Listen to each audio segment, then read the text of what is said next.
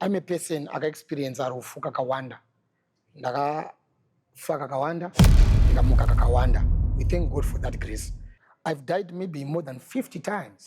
Because there is a night that I died more than 30 times in a night. Time yekunoko, kunyama kunoko. Ni time yeku mwea. Shakasiyana pakuti 4 hours kunoko can be 1 second in the spirit. My last death experience, ndakazochema to pastor issue. Ndakaita kubvutwa from the body. Kudai. Kuti it's not like nyika yevakafa. Iri ukoko, iri panapa. You just transfigure into, you translate. Panapa. Nyika yevakafa iri panapa. Yoga fewewe, ukanzwa fewewe. Auna kono benda kukula nzunuzu ndakaona nchifly ndikatakura ndingirozi ndikaina inini my experience was not like that. Ndakafira mumba imomo. Zvese zvikatikira mumba imomo ndikadzoka. Kana uchisvika pane vanhu vari kudya chikafu chakapirwa kumudzimu according to the Bible idya, but kana zvichiaffecta perspective yevanhu vakakukomberedza usadye, kwete nekuti chitadzwa but nekuda kwevanhu vakakukomberedza. So maybe God, for him to make me special, he had to give me that ability, draw attention, it is different from other apostles. Lobwa ndipo chipo chechi chekunamatra vanhu vachiwana mbereko.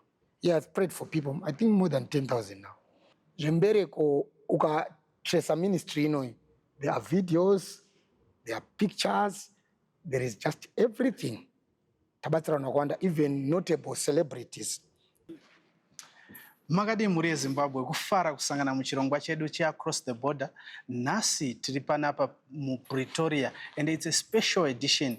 Tine munhu waMwari kana kuti ngati chi muchamuziva later. Tinoda kuti tese timboteerera nyaya iyi kusvika pakuti how kubva achiri kuZimbabwe kuchikoro kusvika muno muSouth Africa kusvika uzonzi ava mukuru wemachechi akati wandei. Chechi yavo ihombe, one of the biggest churches muno muSouth Africa nekuZimbabwe nedzimwe nyika. Ndisingadi kupedza nguva, zita ndinoitwa Dumisani Mlambo Mafanise. Kana newe une story yekushare tibate panhamba dziri kubuda pascreen. Zviri free, atichaji, atibhadharisi. Ngatisapedze nguva, ngatipinde muchirongwa chedu chezuva ranhasi. Chimbo yenyu ni mudonjo wenyu murerutse. Zvaona zvinoitika mumba afutambure. Chese chine miko yakaipa chishaye simba. Unongochigurira uchitega ndikurumbidze ndadai so. Ndinangendirere chinorongwa nemadoa nzile. Nimone munondo wacho. Chimanya zvimwe zvekuti unoti panapa pasina kumira zvakanaka. Kupenya kwemvura ende mune chando nezuva vamire. Pamwe chasimudza vamwe mukuru vatira. Tichifamba nemuzi road. Zvikanzi saka tofanira kubuda kuno kudhorini.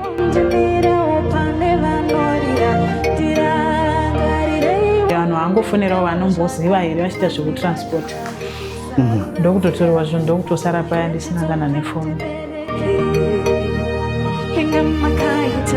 Zita Dumisani Mlambo Mafanise. Tisingapedzi nguva, ngatipinde muepisode yanhasi. Saka ndangoti ndikuende Johannesburg netsoka. Ana mai ndobva vanga vari paitesa musika ndobva vatozvirwa tsitsi ndobva vanditengera 2 liter yecold.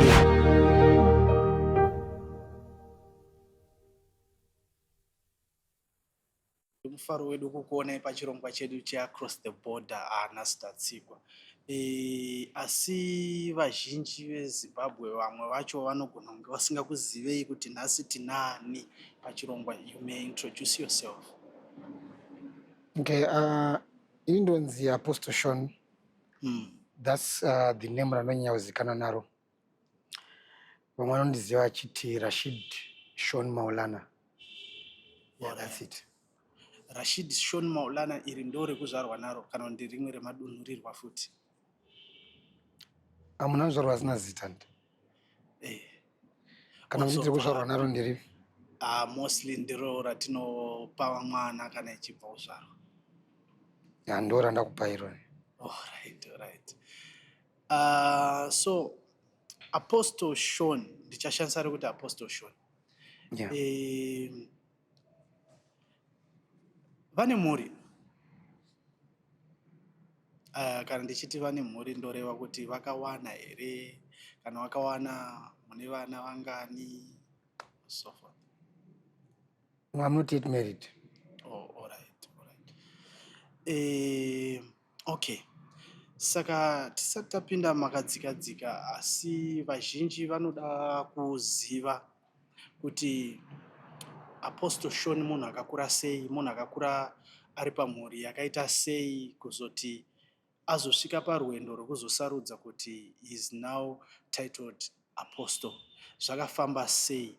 Tingati makakura sei? Kuchikoro kwamakaenda, makuriro, how was the journey? Okay. Yeah, I was born in Glenora. That was around Glenora. In the year 1990 something. Ndakazvarwa panonzi paRutsanana clinic. I'm sure Rutsanana iri ku Highfield. But zvinongosiyana ne one road kubva kwandogara because across that's Glenora. Ndokwandakadzidza primary school ndakaita panonzi pakuda kwashe primary school, which is just next to the hospital yandaka. Is it a clinic? I think it's Rutsanana clinic pandakazvarirwa. Ndakaita grade 1 to 7 pakuda kwashe primary school. Ndobva ndazoita form 1 panonzi pa Glenora High 2. Ndobva ndazoenda kwaZvimba kwakutama ndokwandakatangira form 3 ndikadzokorodza futi form 3 because kwandaidzidza kwainzi kutama farm form 3 ndondadzokorodza futi form 3 kwainzi kwakutama high day form 3 form 4 5 6 ndopandakaitira ipapo. Saka family yangu yakanyanya kuwandira kuGlenora, and I'm born from a family yevanhu 9 tichiincluda vekwamudhara nevekwamoms. Yeah. Ameno kana pane pangu pamuda kuziya pandarika ipapo. Saka mukukura kwenyu mufamily yevanhu 9, tingati family yamakakura mechiwana pakati nepakati kana kuti yanga iri family yaitoshaya? Tatiri family yekushaya. Yeah, tatiri family yekushaya. I believe kana tichiti kushaya, it's all about the parents, right? Yeah. My parents, inini, by my time, my parents anga singawani. Vakambowanawo kune mamwe ma-generations, like my brothers and stuff. But kuzvarwa kwangu inini, when I pandakapinda, ngori kushaya. Alright. Vapfana vemazuva ano zita rekuti kushaya vanorishandisa pakasiyana stereki. Asi alright, anyway, taunderstanda kukura kwenyu kusvika mupedze form 6, then makazombowana mukana wekushanda muZimbabwe? No, anobva ndashanda kuZimbabwe. I think it was one of the factors dzakandipusha kuti ndiye kuSouth Africa, because pandakaenda inini kunoshanda, it was a company yaita ainzi mabamboo freezers. I think kuno kwanomati Cool time. Huh? Cool time. I think so. But yeah, those zvakangoita kunge zvinenge zviri a little bit stronger than mafreezers atinomwa kuZimbabwe wewe. Ndiyanga iri company yacho, but it was very tough. Like you go there at 6, unobuda na 6 makuseni, but 6 to 6 idzodzo unosarenda. Inenge ngori unoti rokore rasvika pa izvandingazvigoni. So I stayed back home. Then from there anazombowana kana imwe opportunity yekusenza because company iyoyo zvechokwadi vanhu vaipinda vachibuda because it was too tough, like the whole kana 3 kana 4 hours unochikuda kana kuri kokusenza kwacho inini handingazvigoni. So How old were you in that time? Or mangamani makore mangani masiya chikoro? ndasiya chikoro, I think that is 2000 chikoro ndapedza 2012. I think that was 2015. All right. So I'm sure I was around 20 or 21. All right. Yeah. So your journey to South Africa, what pushes you from Zimbabwe kuti muti ndakuenda South Africa? Is it because of that company zvamataura kana kuti pane zvakakupusha zvimwe kuti ndakumbotsvaka? A lot of factors. Like pandakazoya kuno kuZimbabwe, remember I was coming from indobva kwazvimba, like President Mugabe. So tichikura, we had to be in it, whether you like it or not. You had to be in the movement yekusupporta Mdara. Saka isusu patakagara kwazvimba uko, it was all about President Mugabe and stuff. But when you move ku town, of course I was not born in Zimba, but ndakaenda in my prime. Remember that's form 2. Saka patukaenda kuye unongosvika uchibhabhatidzwa mazviri. But when I went back to Harare, it's another zone manje. Vapfana va enlightened, vakufunga in a different way. And kwandaigara inini kuGlenora, kwanga kune mindset yekuti I'm sure mazuva ekongoni, if I'm not mistaken, it was MDC. Saka I believe kuti pama elections ese Glenora inongowinwa ne-MDC. So tatiri vamwe vapfana vanga kufunga that way. We thought, I think this is good. Saka manje takatanga kutaurisa pa Facebook, on social media and stuff. And what we're talking about, zvakasvika manje kumaruzeva kuti mfana wedu angati naye panapa akutaura zvaanoda, aitaura kuti aiwa nyika inoenda ichiita kutaurisa. Saka mathreats anga kuuya uchingovhundutsirwa nemadhara. Saka tasingafeelable kuti I think kuti kunozogona kuzongotakurwa zvimwe zvasingazwisise. Saka it was one of those factors. Then I'm not employed. Ndiri kurarama in a country yekuti handisi kusenza. Saka ndakati ndingambonitsvaga ma-greener pastures nekutiza zvinhu zvandisingaziva. Unoti mhaniswa nemunhu wasurudziwa kuti ndiani. Saka yeah, that's it. Ndozvimwe should I call them push factors akatipusha kuti tizoya kuno kuSouth Africa, nhamo, mabasa nekutaurisa kwataita tiri vapfana. Yeah. Kutiza ma-threats. Tiza pakashata. All right. Yeah. Were you having a passport then? Yeah. Saka toti makauya South Africa very smooth guy. Yeah, even now I'm legal.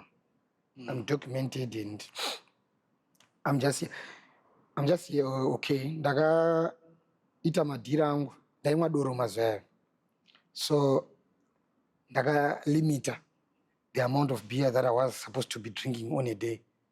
If I was drinking $10, I was now drinking $3, $7, no save. I took a passport. I came here zvakanaka via the border. Ndikadhindisa passport yangu. Yeah, that's it. Manga mune hama ere kuuya kuno kuSouth Africa? Kune zvamaiziva ere mechiuya kuSouth Africa? Kana kuti manga musitori nehama, manga muri kundozvionera ikoko? No, I had my lovely sister. I told my sister that I want to come there. Like my sister has always been my parent. Even when I was young, she loved me and she had that support for me. Even when I was growing up, I was knowing good, okay, my mother might not be around, but that sister, I think they call her Auntie Giam in this ministry. Yeah, she's the one who said, okay, baby boy, come. I came, I was with her. She accommodated me like she used to do when I was young. All right, then what happened Mapindam South Africa? Were you skilled with something? makatanga kushanda sei oro hamunozomboshanda futi? Ndapinda South Africa, I wasn't skilled, but there were a lot of things that were in my mind. Zvandaifunga kuita academically semunhu anga akapasa chikoro and didn't have an opportunity yekustudy zvimwe zvinhu because of money. So my sister ndichisvika kuno gave me an advice. Vakati kunoku akushande education, kunoshanda skill. I heard there.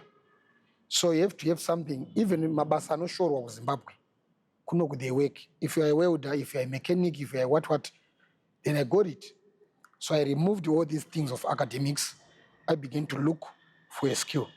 So fortunately enough, I think after 9 days or less, I got an opportunity to work with a mechanic. I went there. I'm wearing all white, we were those boys. I didn't know where I was going. I just said that there is a job opportunity. I go there. The guy tells me, you need to wear overall. Then I began there, kushanda as a spanner boy. And I had the mindset that I need to have something that I do, a skill. Ndatanga kushanda as a spanner boy until I became a mechanic. I didn't go to school for it, but yeah, I can do all the work just because of my mindset and how I learned from this guy. I think it's Timothy Rust, but it's Terakanonzi Peter, but he's the one who taught me. All right. So mashanda se spanner boy, mukaita mechanic, right? Doro taiti chiromwera. I think I came here, my mom told me, you're going to South Africa. There is a guy who made Ebero, angari mpostori.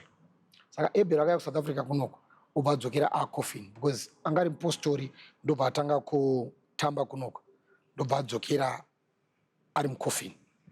So my mom told me, I don't want you to come back like this. Please don't drink alcohol. I came here, I was not drinking. Then I was a quick guy. I came in January. By February, I had a girlfriend. The girlfriend disappointed me. So on that day, I was stressed. That's how I started drinking again. And from there, I never stopped.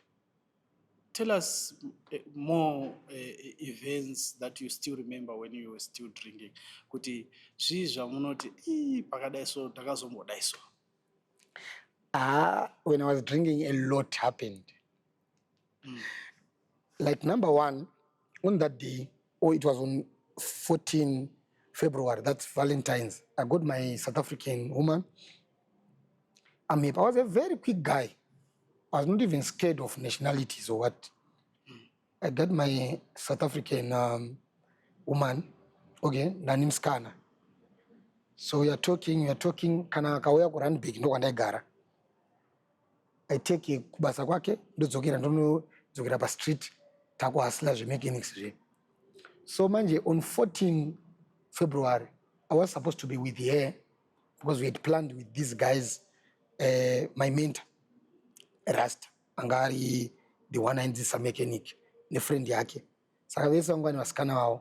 Saka inini, I had to come to Cosmo and take my woman. And it, ndo bataenda kwe mskana manje, tashika pepe, anga turunimwe plan besides the one yaka plana nini. Taronzi munoshika padeni, tashika padeni tamira pepe, mskana anga bude. Tarozohudzwa after maybe 2 hours of standing. Kuti munhu amukumirira, ane boyfriend yakumirira. Saka, if you stay here for long, you're gonna disturb the thing. Please go. Ndo batabuda pepe. So I was stressed. Ndakataka kumwa that day. Ndanwa manje, everything was, kana muri kuZimbabwe munonwa zvine limit because munosinachi mari. Now doro rakangozara in the car. My guys go, unondisiya padeni.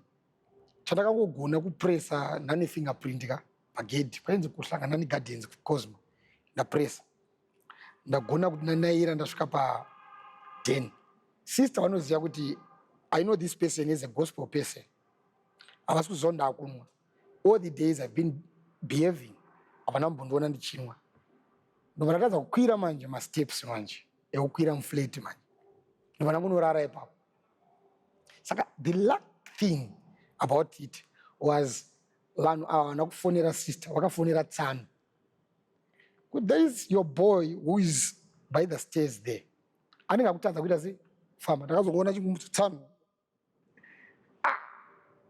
madhakwa ngati ana abatwa. And what's happening? I didn't know that you drink that handazongonwa nhasi pakashata. Saka Tsano ndowakabva ndipinza mumba trying to hide me from my sister. Ndobva kupinzwa mumba zvakanaka ndobva ndanorara. Makuseni ndakazongomuka zvese zvandakadya zvandakanwa zviri everywhere, and it was not something that you could hide because the whole house was smelling.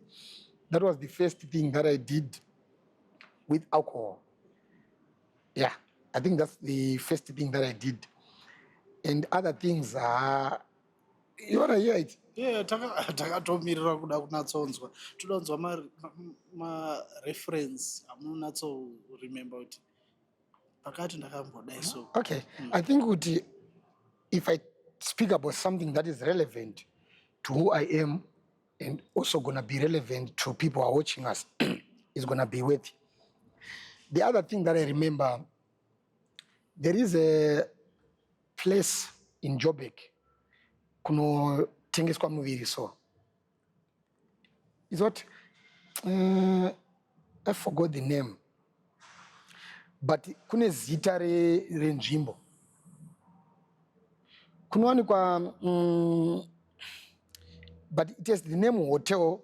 It's Hebrew hotel or something like that. I'm sure it's Hebrew hotel. But iko kunotengeswa muviri. I didn't know about it. So my guys introduces me to that. They told me kuti iko even China nomwana. Kati munyepa. Ndobva ndangoenda. Of course I didn't see a Chinese woman. That's what I wanted to see. Then I entered there.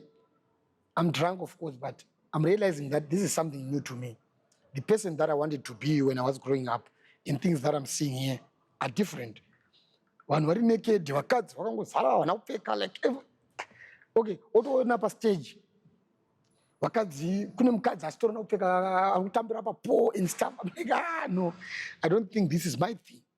So I go and sit down and my guys are watching. As they are sitting down, I'm thinking, okay, how can I get out of this?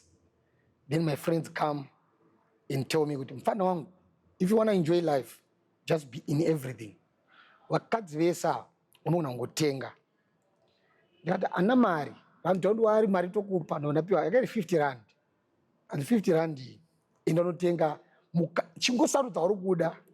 I'm shocked. Like, you can actually choose any lady you want. And vakadzi vanotengesa muviri, I think it's a Hebrew inn, something like that. Vanenge vasina kushata. Those are the ladies vekuti akangopinda mustreet. Boys rekuchechi rese rinomutsoma. So I go, I see another lady. And she's pretty, nice body, light in skin, everything. I said, yeah, I think I have to choose this one. How are you? She's replying and responding to me nicely. I was like, yeah, I think I was just feeling low, but I think this environment is what is nice. I give her the 50 rand. She was holding a bottle like this, putting it, just standing. She's leading me to the room and stuff. I'm going to that room. As we are going to that room, remember, I pay attention to every detail. So manje pakutarisa zvese tapinda muroom maybe, okay, cool. Something is about to happen, but I'm seeing a tattoo rakanzi Sean. That's my name. Then I'm ndikati, I can see a tattoo on you. It's Sean. Who is that? Is that your boyfriend or your husband? No, it's my son. Okay. I'm also Sean. I'm bragging about it. You're Sean. Then she tells me, no, man.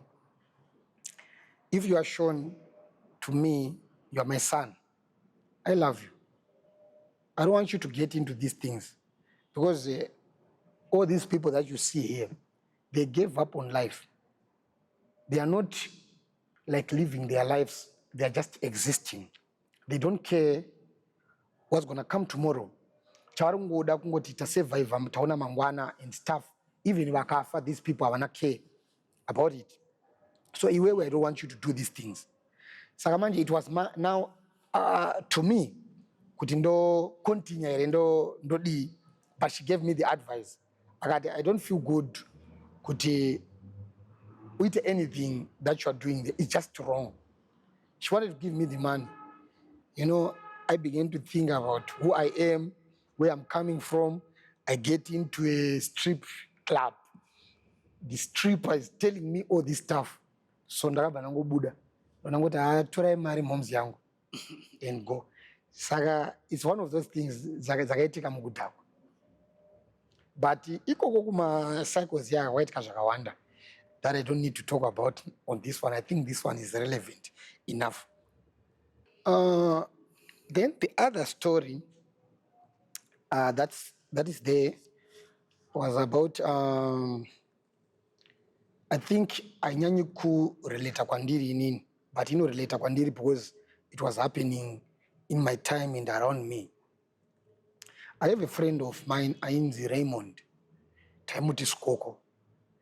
So those days we were drinking a lot. So what this guy did, motor, I think my first car, it was Honda Jazz, because Zimbabwe wanted to Honda Fit. So that story is, I still have questions of things that I don't have answers to this day. I will explain. Because zvakaitika pana Skoko, pataishanda isusu as a team, taigara tese in one room, taishare a room. So the guy gets drunk, I get drunk. But I was a responsible guy, ndainwa ndichiziva kuti wangu wanya kudhakwa wakapinda muzvinhu stereki, you end up in trouble. So I sleep and the guy is drinking outside. Ndakadhakwa ndakapera. After some maybe 2 hours, he comes to me and say, "Fano wangu, may I have the car keys? I want to go into the car and I want to smoke ganja. I'm drunk." The guy takes the car keys over, Torama keys over, and then that's the last time I heard from him. No bandarara. So the guy takes the car. Whatever happened there, I don't know. In the morning, I'm hearing a knock. It was on 24 December. Then going to 25 December or 23 somewhere there. But it was just around Christmas time. So I'm knocked on the door. Tatavara street menu mate hasla. I'm knocked on the door. Takamuka ndakarwadziwa so ndakati I'm on the phone on such a day. Pandukuti ndakuzororao. Ndinomuka every day early in the morning. Who is this person knocking me? Then this guy is the landlord and the wife. Sen. Like zuwa sana Buddha. Ne babaras and everything. Like, is everything okay? They told me, it's okay, but a little bit. Say, what's the problem? They told me, your brother had an accident. Is he okay? He is okay. Is the car okay? Yeah, just a dent and stuff. Okay, cool. If he's okay and the car is okay, let's go there, help my brother. But I gave him my car keys not to go anywhere. Ndakampa my car keys aya kuti anosmoker motor. But it's okay, we'll fix about that. Ndobva takurwa nemota yavo tobva taenda. Ndichishika. Bona munhu antori mukachira ke white and stuff. I'm like, what's happening? It was my first time kufenda. I didn't know about kufenda. Ndakatofenda was viral. Because I'm seeing a brother that I stay with. Zvukutonzi, is your brother? Ndiye munhu ari mujira irori. Was it jira white or silver? It's been long. If I'm not mistaken, it's something. Kafoyo silver. Yeah, it's been long. That was 2000 what? If not 18, it's 16. Yeah. If not 18, it's 19 or I think it's 18, 2018. 16 December. It was what? 2016 mna December. What? 2016 mna December going to Muna December. Yeah, going to 2017. I don't know, or whatever it is, but it's been long. I go there. Is your brother? Wakandivhurira ka. Anenge achiri fresh shamani. Ari asati ambotanga kushata kana kuti chi, but haasi kufema. Zvikabva yavhurwa so. Ndakatobatwa vakutoziva kuti munhu anoreacta zvimwe zvezvi. Dotso kwakufenda, kwakuzomutswa and stuff. Pandakatozomuka inini, akomana wangu atopedza masports kudhara. Bhodhi inenge yatokandwa. Mabhodhis anounganidzwa like anenge akaita kuturikidzana so. Like those guys, anoza mama like today is what? It's Friday. Vakomana vantori ready. The forensic and stuff. Vantori ready. Kunonhonga zvitunha mangwana makuseni. Vanotozviziva kuti kuchafiwa. And kana vachitakura zvitunha, vatakure zvezvo chitunha kaichi. You know, that's the thing. Auzomuka wanza so imimi kamida uzofollowa body yenyu.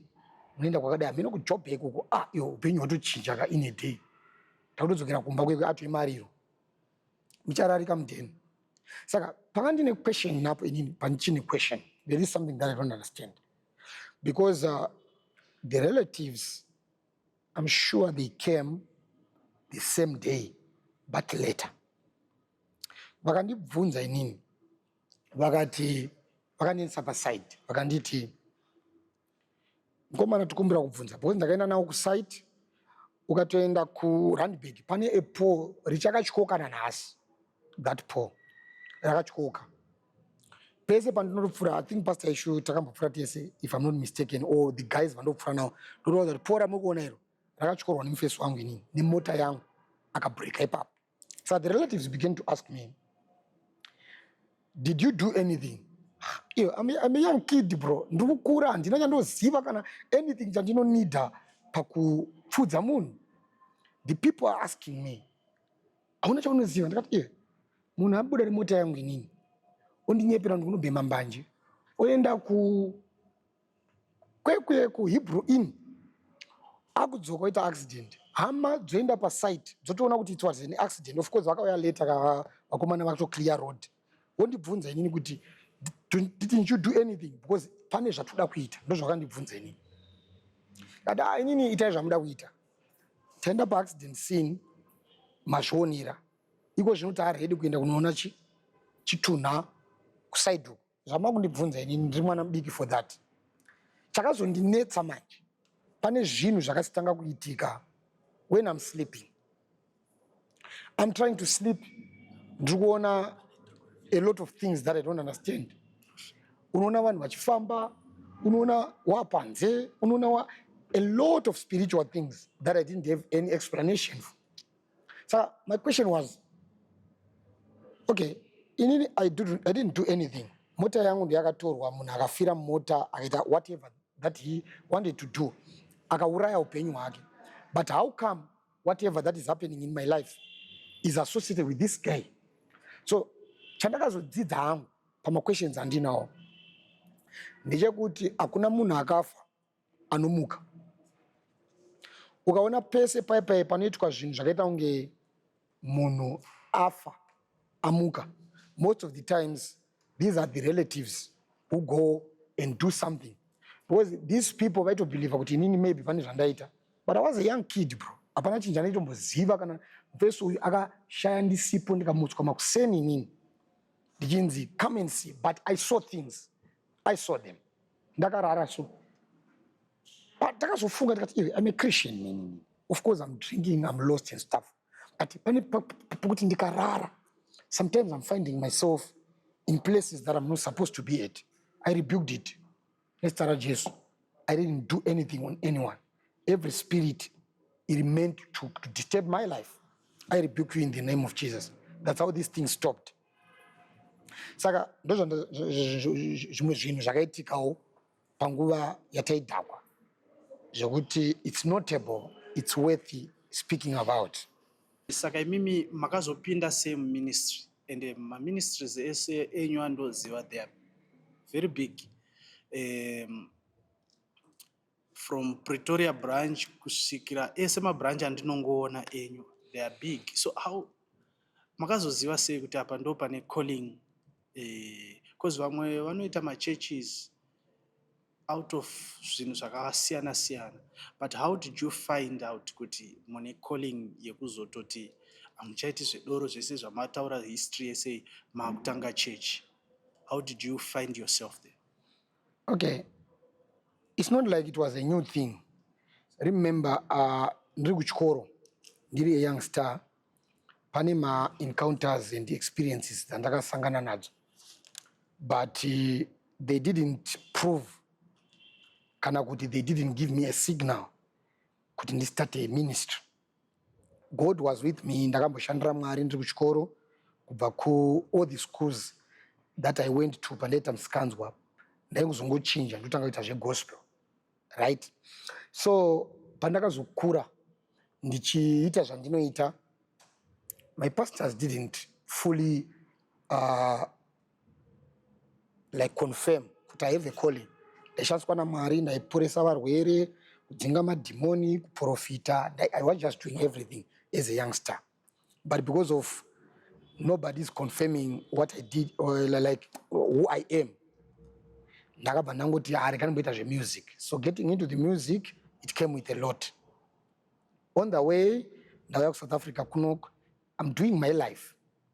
Saka kutoshaya kwemukomana through accident, it was one of the signals dzaindidzorera panzvimbo, because our life yaifaya.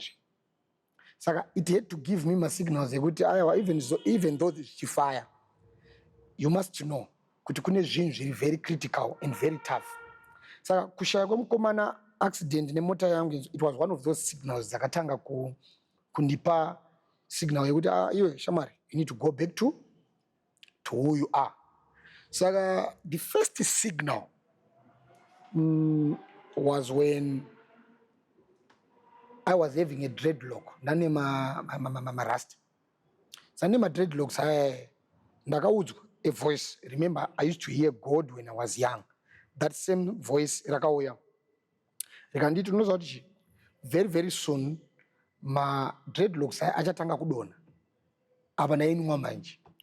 Yada hakuna voice raMwari rinonziwa nemunhu akurohwa nemhamba. And from there, ndangoita nenge 2 weeks or 3 weeks, ndaenda kuda kudzama kugadzirwa bvudzi. Achigadzira raidambuka, achigadzira raidambuka, achizama kudii. Inini ndikuzama kuzvigadzirawo futi, bvudzi riri kudambuka. Ndobva ndazviona zvichikwadi kuti saini iripo, ndobva ndandogerwa bvudzi. Ndandogerwa bvudzi ndane normal haircut. But anombomira ipapo ndakati iwe tingangoteerera zvezvokuti maybe coincidence. You wanna see? So one of the days after, I think this was 2018, in 2019, pane kwaneda kuenda, ndane kamota kakosa. So I wanted to go to see a woman. You know, I was a womanizer. I didn't choose to have one woman. I used to have maybe 30 or 50. You know, yeah, Jumba. If you talk to me, you say hi, next day you are my girlfriend. That's it. So one day I want to see another woman and her friend, and all of them, they were supposed to be my woman. Then the voice comes and tell me, my guy, wherever you wanna go, don't go. You are going to have an accident. I said, no voice rakadaro. So I'm trying to start a car, ikurambo. Then the voice tells me, kuti mota inakufai. It's me who is causing it. Don't go there. Ndamboshingirira kuda mbote ndiganisaende. Saka ndaimwa yainzi, there is what you call alomo bitters yema Nigeria. I drink it more, ndatodhakwa wese manje ndikati unonyepa rikandistarte mota noma ndaistarta ndobva yamuka. I go there, ndakati kana Mwari wachitaura chaizvo accident inofanira kuitika. Ndakatochallenge Mwari ipapo, because I never had an accident in my life. I'm a careful driver. Driver make sure unoziva kana uchiziva kuti nenyaya dzako unoda kuprova even Mwari wacho uchimeka sure so uchakudriver. Baba ndakaroverana nemunhu ndakatarisa kana kuti akabva kupi kana kuti. And on that accident I don't even remember if it's me who was wrong or him, but at the end of the day, I became wrong. Takaroerana ane kapolo kake kanyowana. I think it was up. There is the one you are not up so kadiki so. Kari kanyowana. That guy was a South African guy. Tichiroerana pae inini manje ndakaita blunder one. Yakuti panga pane metropolis patakaroera yakatorera kuti pa. Tiri Joburg so. So pane metropolis ina ana birth, ana ID, ana chitupa, ana passport. Disk raka expire 2015. This is 2018 or 19. Everything is just wrong about me. Adi hapana pakashata. Saka ndikandi drive ndiende mberi mbichana. Metro isatuoni. Kana tichizotaura nemufesi uyu, totaura in person. Pandakatsika mota mufesi akafunga ndikuita sei? Kutiza. Ndobva wahuta akapresa mota, ndobva asvika abva anondivharira kumberi. Ndobva ndabuda ndikati hai wangu handisi kutiza. Zvikanzi Saka metro yakazviona kuti pane kaskiri kaitika apa. Ndobva yatosimudza musoro. Ndobva watouya. Ini ndaida kutry kuenda pasaidhi tisakonzeresa traffic since chandiri pa10 way.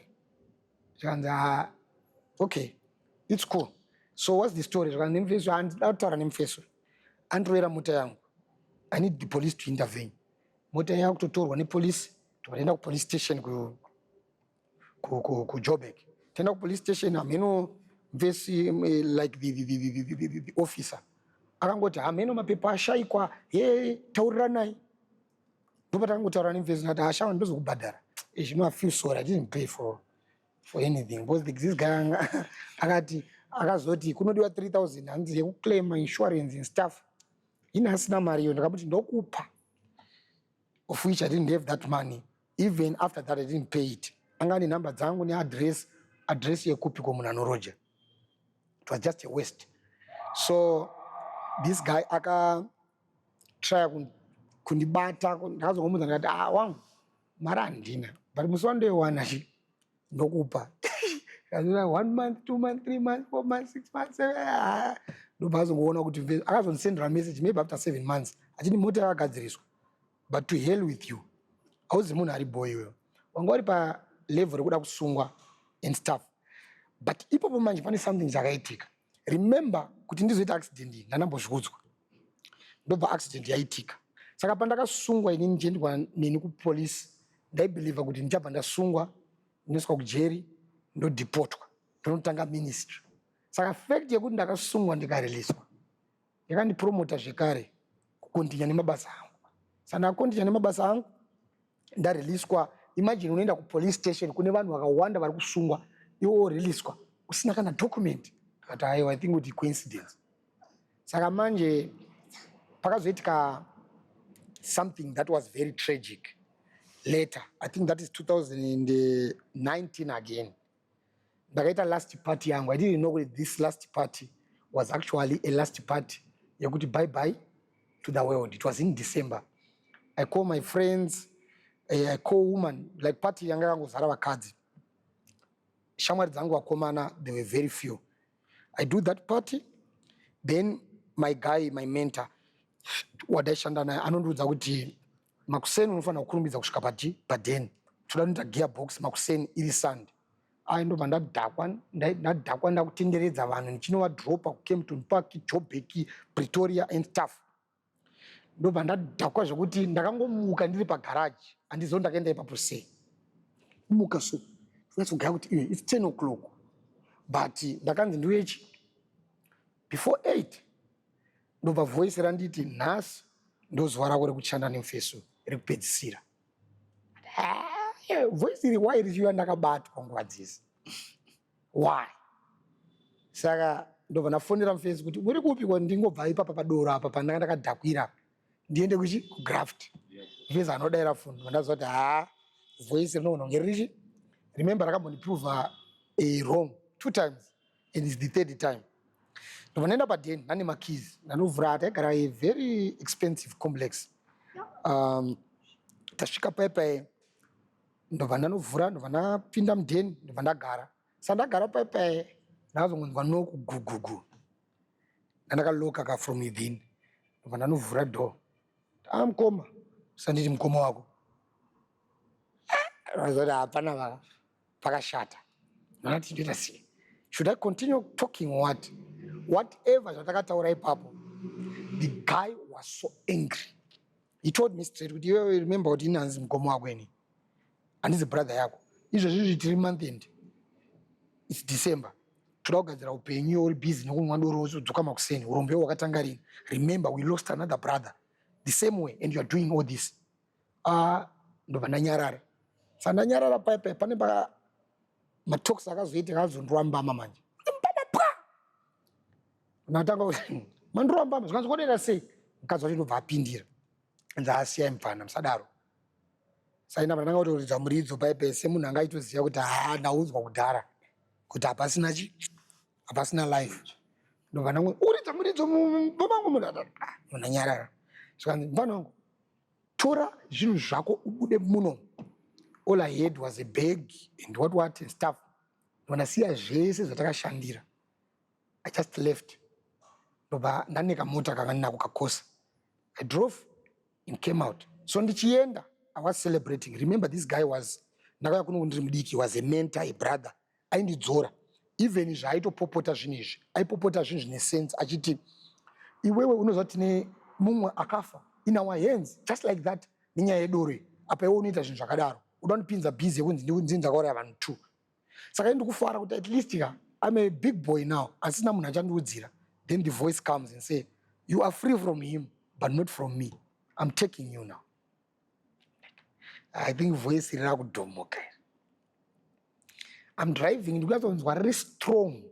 Ndine 6-pack Heineken and I'm driving. Ndikuzonzwa kuti knows that voice irika. Kwandakuenda kunonzi Operation Welcome Freedom. Hapana chakamboitika from there. Life went hard. I began to drown. I began to face everything. Chisinga expect kwemupenyu. Zvandaisimbofunga kuti inini freedom ndaida vakadzi too much. Vakadzi ndevada. I never had one. I can tell you that from the time yandakarelease kwaNemfeso kusvika patime yecalling yangu, it was very difficult for me to be with a woman. Zvese zvanga zviri tough. In a way that yange sina kubvira yamboitika iyoyo. Saka pane ma-events akaitika pakati apa ekuti ndikada kutaura tinogona kuita day and night and the other one. But the most important thing that happened was a guy came into my life, and the Prophet Keith Nyoni, who came into my life. We mixed up, takatanga kuita zvataita, akanditi, "Iwewe, why are you doing zvema-comedy? Zvauri kuita izvi, comedy and writing novels. You have a calling, une basa raMwari rakawanda riri pamusoro pako, and you are late with 8 months." I couldn't believe him because ndansina pekutangira. He was in Vic Falls, South Africa and stuff. So the last day that this whole thing happened, calling yangu, was when I actually brewed alcohol for people who were around me in COVID. So ndabika doro paipai. Ndaibika doro because ndakabva kumapurazi kwandambogara kwekwe ndaitwa chamangwiza chekubika doro. Sandabikira vanhu vese vari padheni pataigara because kwanga usingabvumidzwe kutenga doro. Even mari yacho yekutenga doro, it was very difficult. Guys buy chimera, guys buy east. Ndokubikira doro, ndawabikira doro. Tiri pakunwa paipai voice ndobva rauya manje. Rikati ndozuva rako rokupedzisira kunwa doro, usanwe. Voice iri ndaripikisa kakawanda. Unoziva kuti voice iri zvarakambondiita, baba, voice iri was dangerous. There is a story that I want to tell you. On this story, there was a lady. Aisimboya padheni pataigara because pandakadzingwa uku ndana kugara mukitchen neboys rangu. So this lady was a very good lady, akanakirwa neni and stuff. So I used to go to her house. Achitondida kuti ndiuye ikoko every day. Ndobva ndangoita all of a sudden, because of my voices aiwanda mulife mangu, ndobva ndastopa. So one day I challenged God. I said, "God, if you really want me to this work, I want to call kwandinodiwa kwekwe. Ndikafona kwekwe, ndikadedzwa, imimi munofana kukonzeresa a problem there to prove to me kuti you want me." God agreed. Ndobva COVID yanga yakuvhura ka. Yakuvhura pai. Ndobva ndanoenda palikwa. Ndobva ndanotenga 2 ma 1 liter. Ongori ma black label 1 liter. I think kuti vakazoibvisa. Ndatenga 2 ma 1 liter. One yacho ndairuwa ndapera. Then the other one ndairuwa chenzira. Pandakasvika kwekena ndakapetwa zvokuti I was drunk. Ndobva ndatofonera musikana ndouya zvikanzi ndakusuwa ihuya. Ndobva ndanoka musikana hana kudaira. Ndaita give up pai akazongorovhura door. Ndada kupinda zvakanzi baba imimira ikoko. Motononge mabalance. Imimi kana mangofunga kuda kutiitisa, that's when you come. You don't do that to people like us. Ndakaita sober same time. Because remember I had challenged God kuti haukoko amumbofe makakonzeresa anything. You see? So ndakanoita sober ndakamutarisa so ndikati iwe ndiye munhu akutondudza munhu wekuti aita kuti chemera kuti ndiuye every time. Iko zvino ndatomuudza ndouya here akanditi uya. Saka andidedzera kuti andiudze rafu. Nafunga zvandakachallenge Mwari kuti kana uko ndikasagamuchirwa aiwa calling ndakubvuma. Saka ndandapa last stage yekuti haunoziva kuti zvese ndaprova kuti I'm needed in this field. So last day ndabikira vanhu doro. Then this thing happened. Ndakagara pa voice randoudza kuti this is the last day. Ndakatoziva kuti panapa ndichada kuprova anything. Voice ndarinzwa. Rega ndingonosiya. Ndasiya koma ndikudzoka. Ndapinda mukitchen. Ndibva ndanonamata. Ndibva ndadzoka. Akundipa doro ndaramba. Vakaseka. Iwe mubiki wedoro. Antaura kuti hachamwe doro. Sada kuti inzweyo. But from there, I just stopped everything and began to follow who I am. It was difficult. The process was long, tough, funny, and everything. But at the end of the day, here I am. Yeah, that's my story. In Horondo. So how many church branches do you have now? I think 15, 16. Active ones. Do you record them to name them by name? Huh? Yes. Yeah. Okay, number 1, this one, Pretoria branch. We go to Amanskraal. We are number 2. Then we go to Rustenburg, Pastor Road. Was Amanskraal this what? Pastor Chura, right? Amanskraal is Pastor Chura, yes. Pastor Chura. Then we have Rustenburg, Pastor Road. We have Pastor Shepherd, it's what? Randfontein, Pastor Shepherd. I think these are 4. Breads.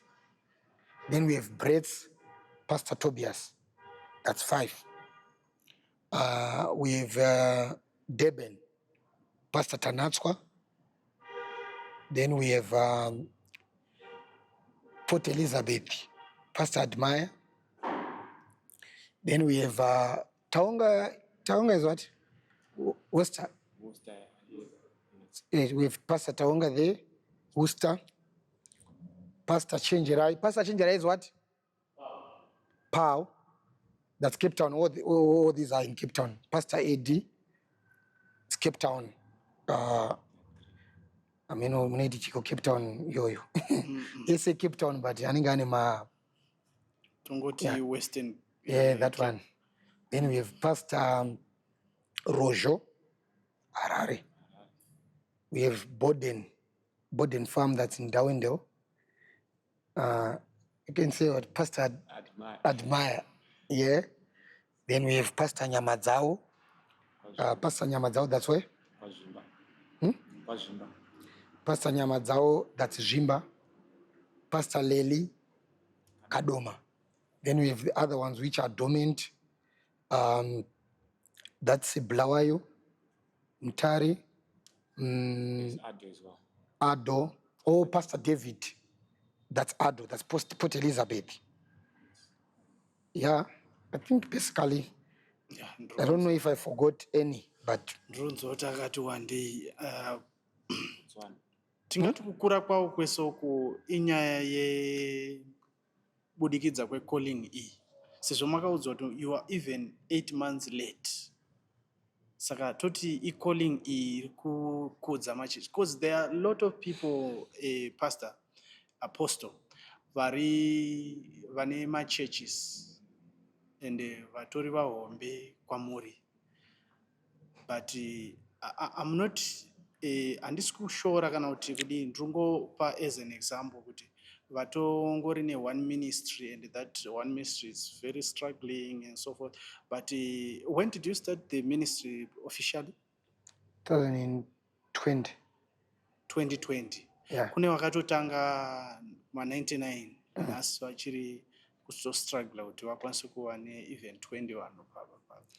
I think inini hangu handidi kunyepera Mwari. I think ibasa raMwari because ministry yese ine magnitude. The reach yaunofanira kuricha. Vamwe vari meant to lead one branch. Ine vanenge vaida kuva like inini. Vanogona vazondibvunza makaita sei kuti musvike panapa. I don't have a proper explanation. Ndo magnitude yeministry yandakaita sei yandakapiwa. There are some who are bigger than me, some who are smaller than me. So ministry is all about understanding who you are. Like I was telling my guys, Nini, if things fails, I'll sit back because it doesn't have to be me.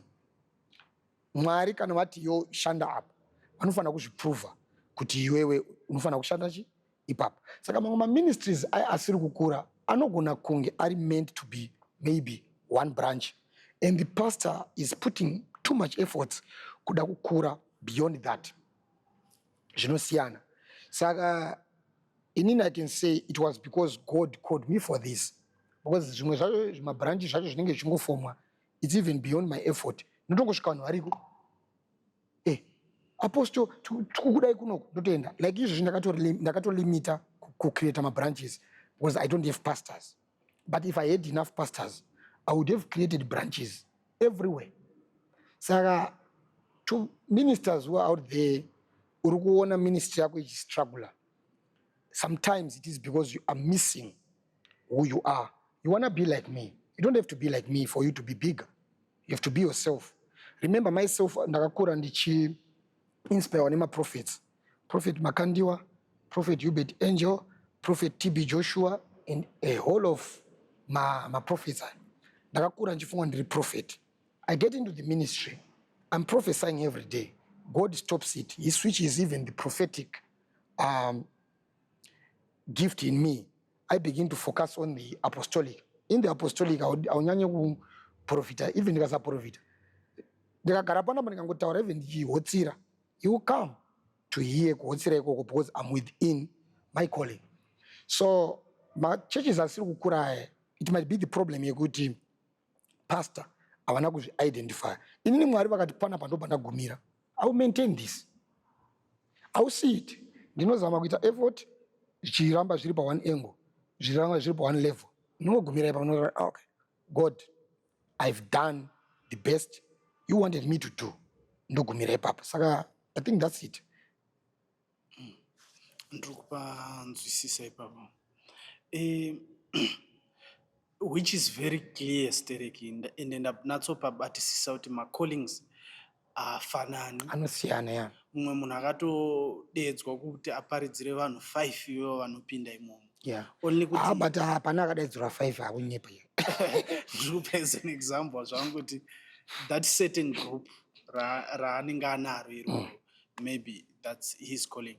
Mukabva mataura kuti ndakatonzi vhudzi richadonha. Yeah. Ende rikabva ratanga kudonha.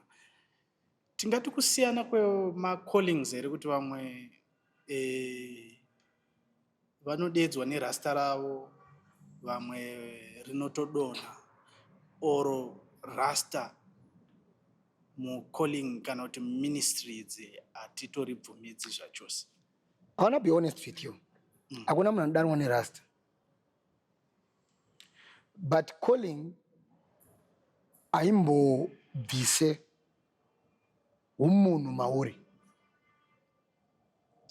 There is a part yekuti Mwari doesn't really control you. or interfere in it. Zvino control one background. Ikwauri kubva andokambona ukaverenga the book of Amos.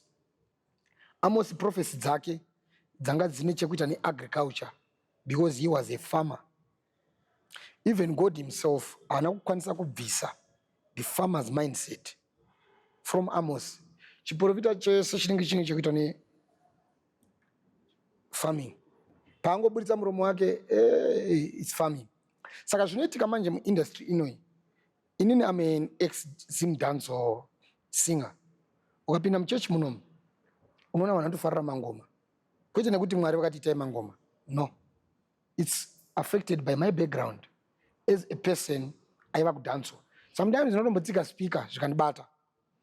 Hazvinei nekuti hanzi Mwari vakati it's part of the calling. No, it's me.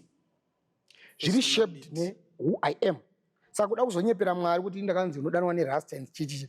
Vanhu vanenge vatadza kuita get rid of things that they came with from the world. Saka unozotrya kuzvibalansisa kuti zvikwane within the calling. Indikada kusiya zvedhanso izvi, I can live. Mwari vambotsamwe nazvo because vanombonditi it's part of the, but I love it. And ndikada kuimba sometimes zvinongosumuka mandiri. But it's not really like it's part of the calling. No, it's part of my history. It's part of who I am. Saka vanhu vazhinji vamunozoona vaiva kuti rasta vauda kuba my explanations mazhinji aya. It's caused because it's caused because a person ari kutadza kuita get rid of the past because he loved it and zvakapinda mucalling.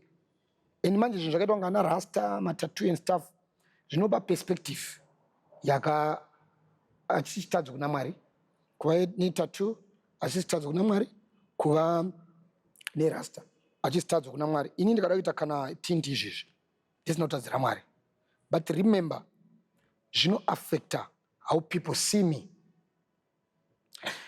In this church we used to kujamba mangoma zvikudaro, but ukabvunza my team kuti when last did I do it, it's here and there.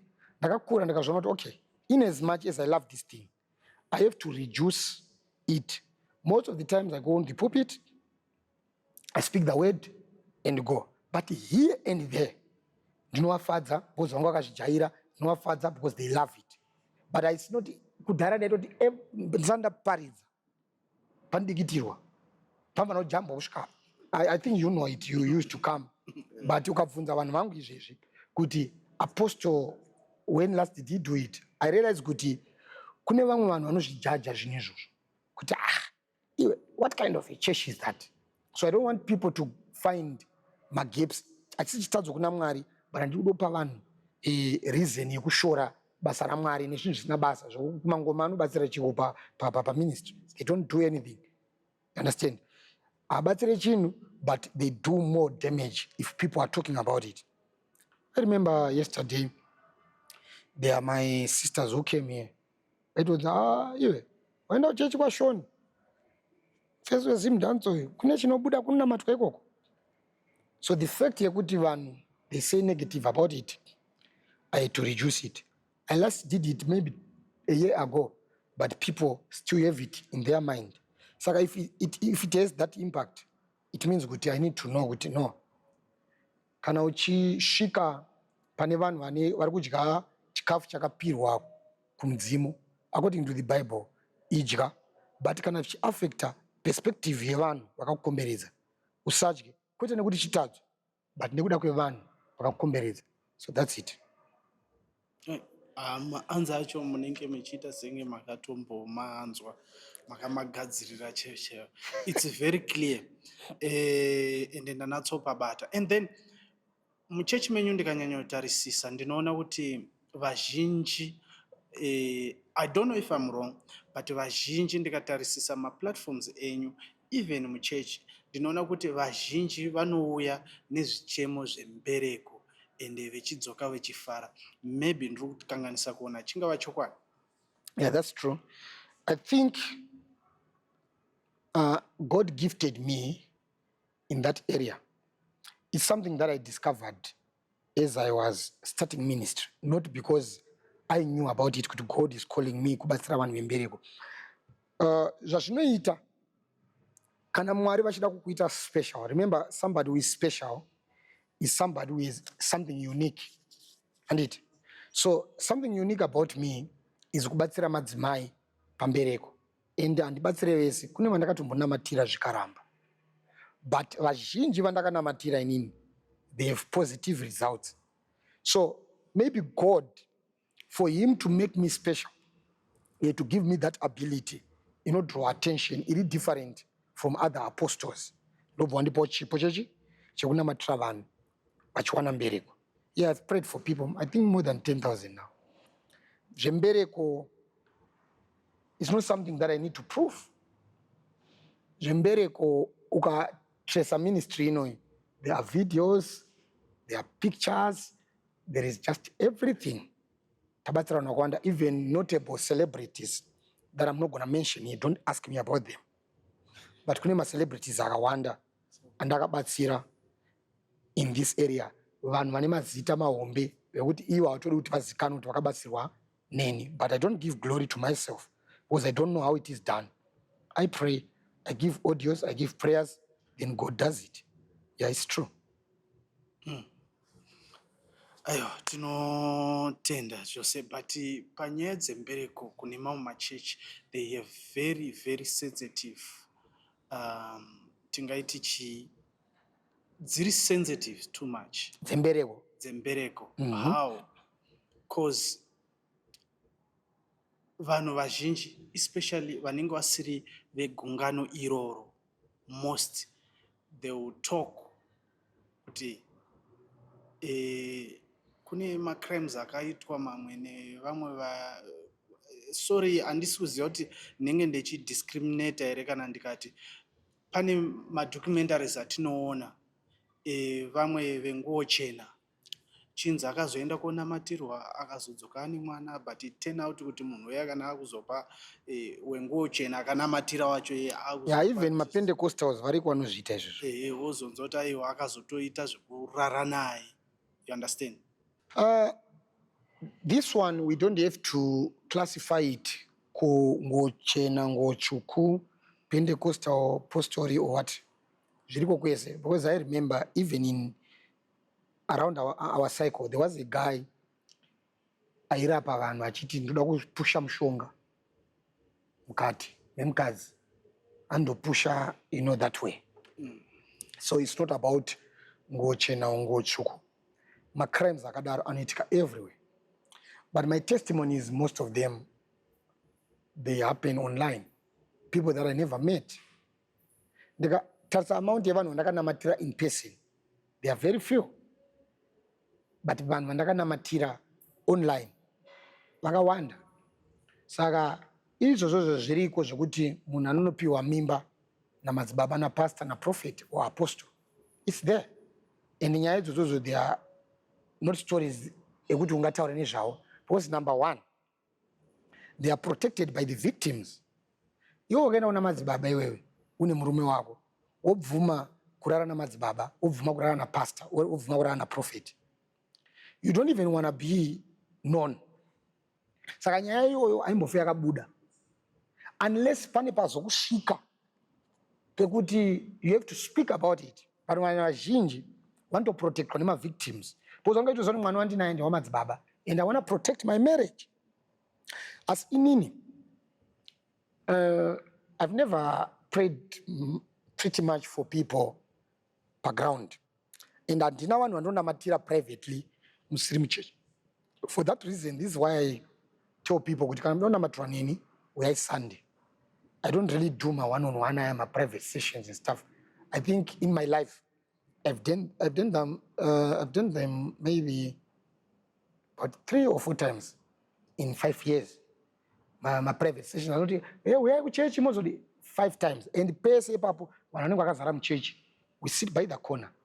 Saka kana pana achinzi munhu akazoitwa anything, maybe it was another session that I don't know. But I don't have any case like that. All right, andisuda ubata stereki nyaya bata yenyu pamoda ubata.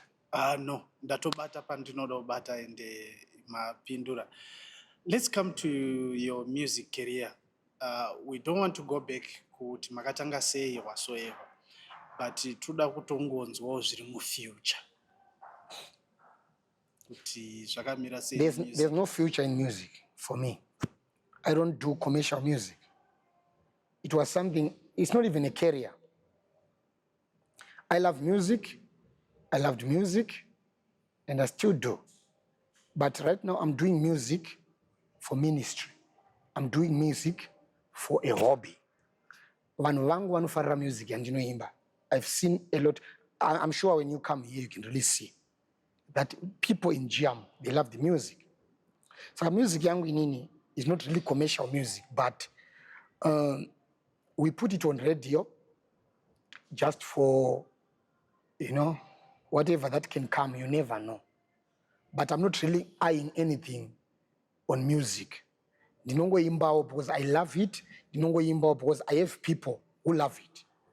So there is nothing to expect on me or from me when it comes to music. I'm just singing because I love it. Sometimes I find myself in it. So those people are not trust out in the high one timber music, churching. I'm not looking forward for anything like that. And I was thinking to myself, when I'm gonna marry, Maria kuswera nchiendesa ku studio ndewana kupi. Maria kuswera nchita my videos ndewana kupi. I'll be having a family, focusing on my wife and kids. So kana zvazoitikao, that's God who wants it. And this one must be like, I have an album that is coming in July. It might be one of the last efforts. Then next year, I'll be focusing on my wife and family. Yeah, that's it. Saka music, consider as a career for me. My career is being an apostle, spreading the word, and creating a kingdom of God. Alright, so abatruzama muruzama uti pa hindi ere kuti next year tenge tarora. Next year mune marora. That might be far. Or this year. I'm in love with a God-given woman. The woman that God gave me. Okay. Yeah. So even if I wanna marry tomorrow, that's it. Next week. Definitely. It's gonna be a very beautiful wedding. Maybe is it allowed to have like 3 weddings? I think it's allowed. It's celebration. Yeah. Definitely. I was even thinking about you when I was okay. Let's say I go. I marry this side or I marry in Zimbabwe. Definitely, Dumarts is gonna be my videographer. Like remember, you know what I always do. I have my team. I have people that I trust when it comes to my things. Yeah, you're going to be around, witnessing anytime the transferring of a bachelor from bachelorhood into. Totenda tisingadi kupedza nguva yedu sezvo nguva yedu yava kunguvaira. Katito kune vamwe vanhu vatanga kuona nhasi varuda kuya kusondo. Munobatika sei maadresses kana nhamba dzekuti vanhu vanofona kuti vauyewo kusondo kana kuti varuda kubatsirwa sokutaura kwenyu kuti pane varuda kubatsirwa nezvakasiyana siyana mbereko sedzatataura apa nezvimwe zvatisinowo hedu kutaura. Vanhu vakawanda vakateerera interview inoyi vanokwanisa kunotify kuti munhu anokwanisa kutondibatsira nezvakati kubudikidza nekutaura kwataita. Okay. I think the best way, because I don't know when these people are going to watch this video. Sometimes they watch it 2 years later. Maybe I'll be in Zimbabwe, maybe I'll be in UK, maybe I'll be in Zambia, maybe. Tita change our location. But the best way, kusearch our page rangu, rakanzi Apostle Sean Giam Ministry. When you search that page, you can send a message, inokupa number. Dzekuti ndoza unogona kwasa kusenda ma prayer request and talk to us. Kana kuti you can use my personal number, which is 0626 797 461 0626 797 461. And if you are searching my name on social media, when you write Apostle, Sean is SEAN. Then Giam is JIAM. Then ministry, not ministries, because we are not running ministries. It's one ministry that is different branches. So to me, I don't feel like calling it ministries because it's one ministry. Yeah, I think that's it. handizivi kana mune shoko rimwe chete rekusiyira mhuri yezimbabwe. Like a word that I can say to the people. Yes. It's one message. Iwewe uchafa. Inini dichafa. So life doesn't have to be all about things that are happening on this earth. Funga about mweya wako. Funga about mweya wako, because whatever chaunoona kuatena panyika panapa shoko raMwari rinoti chinobatsirei kuwana zvese panyika pano obva waluza mweya wako to hellfire. I'm a person aka-experience rufu kakawanda. Ndakafa kakawanda, ndikamuka kakawanda. We thank God for that grace. But vamwe venyu, you will never have that opportunity. Uchafa kawana, then it goes forever. Saka kana uchiraramba panyika panapa, ziva kuti there is a day rekuganhurwa kwemweya nenyama. And the day iroro rinouya wakauvarairwa. Saka what are you doing chinoita kuti mweya wako uzovaone peace? And the important thing is not about living right. Receive a Christ. Tsvaga munhu anokugamuchidza Jesu orarama upenyu huri right. Because the reality of what's coming is real. We have been there, we have seen it all. There is no reason for us to come here and lie. Ashina zvazvinotipa. Asi shoko rangu nderekuti gadzirira mweya wako pekugara, because death is real. Zvokuti even ndikakuti iwewe uchata mari izvezvi unoona usaita. Ndikati ucharorwa iwewe unoona usarorwa. Uchadii zvezvi unoona usaitika. But there is one thing that is going to happen for real. You are going to die. And what is going to happen after death is something that you need to prepare for. Now, shalom. Apa yenyu matitangira imwe nyaya yekuti ndakafa kakawanda. Zvaakuda undituma undibvunze kuti kanjani kufa. You know, these stories, dzekufa idzi nekumuka idzi, I'm not really comfortable with sharing them. The reason one, ndeyekuti unongo create a controversy. But I'm sure the brother that you are sitting next to, I'm sure he had never seen me crying. But one of the days when I died, I told him, when we were sitting out there, we're having a braai, like for the present worship.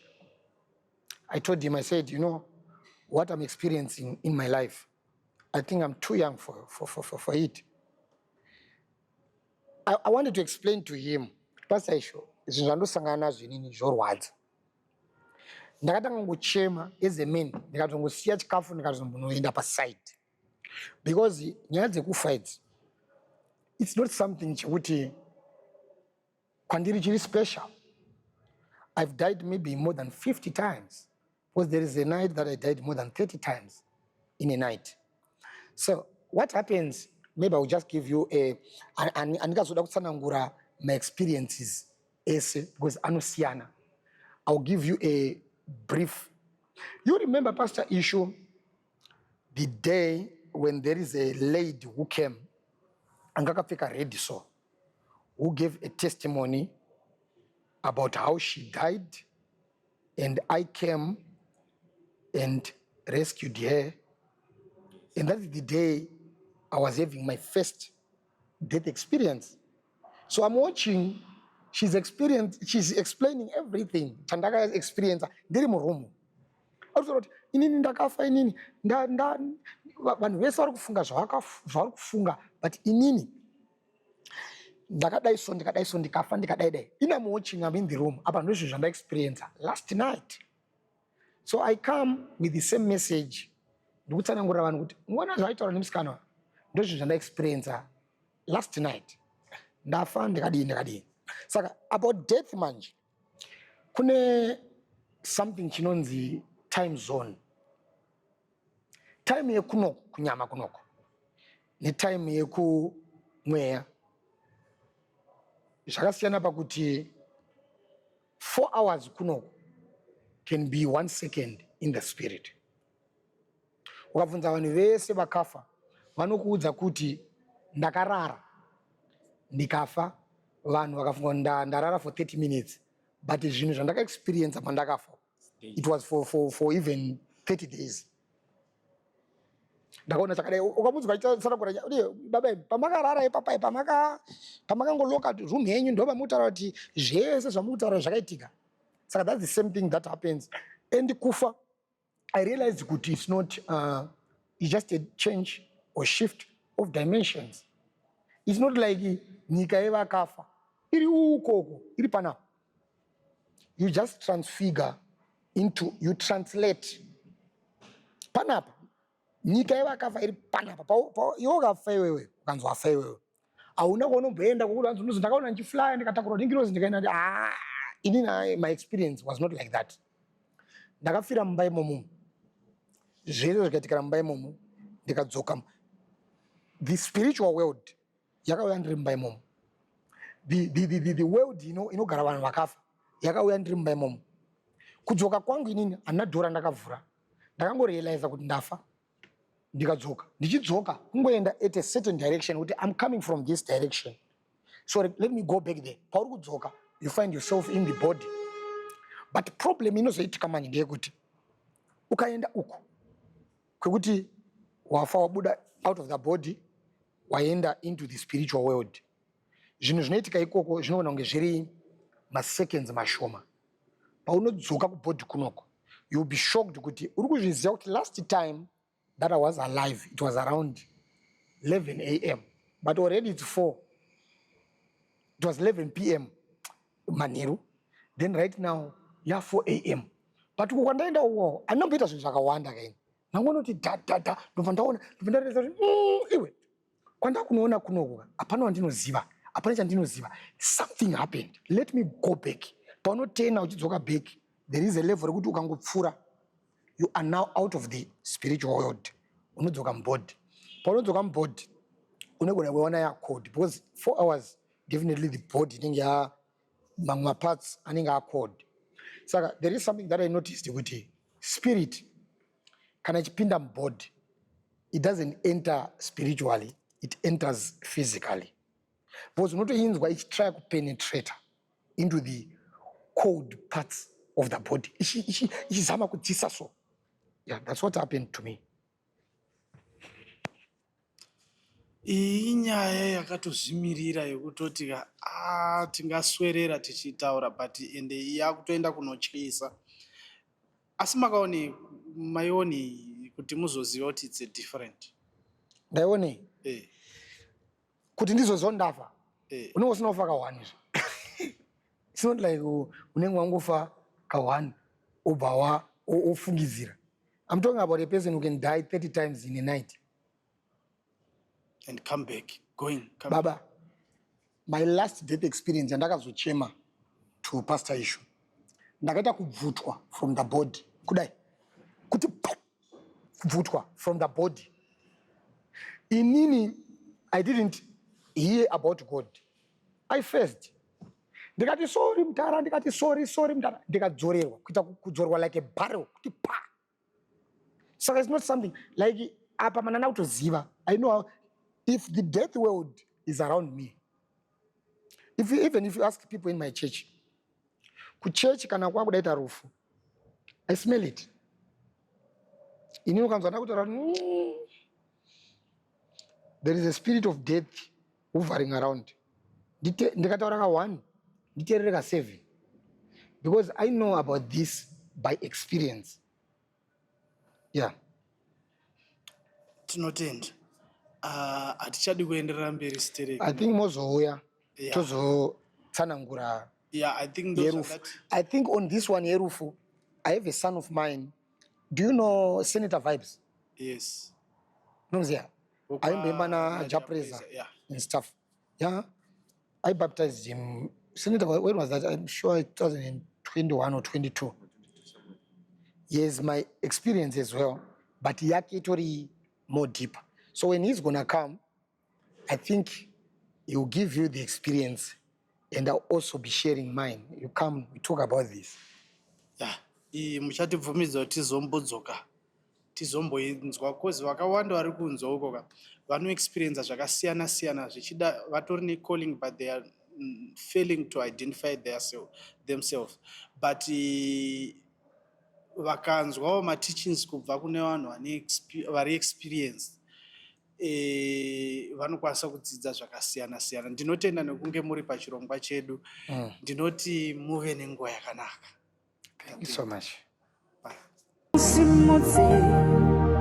Chimbo yenyu nemudonjo wenyu murerutse zvaonoona zvinoitika munomba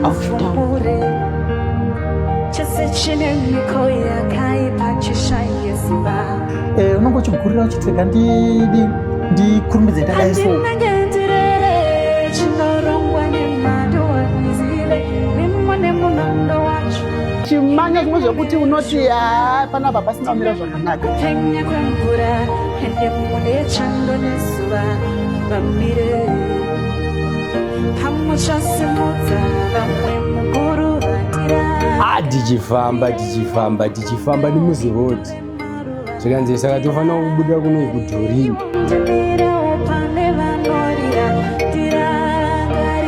vanhu vangofonerawo vanomboziva here vachiita zvekutransport ndokutotorwa zvinhu ndokutosara paya ndisina kana nefoni. Zita Dumisani Mlambo Mafanise tisingapedzi nguva katipindei muepisode yanhasi. Saka ndangotaura ndikuende Johannesburg netsoka ana mai vanga vari pavatesa musika ndobva vato neziro tsitsi ndobva vanotengera 2 liter cold.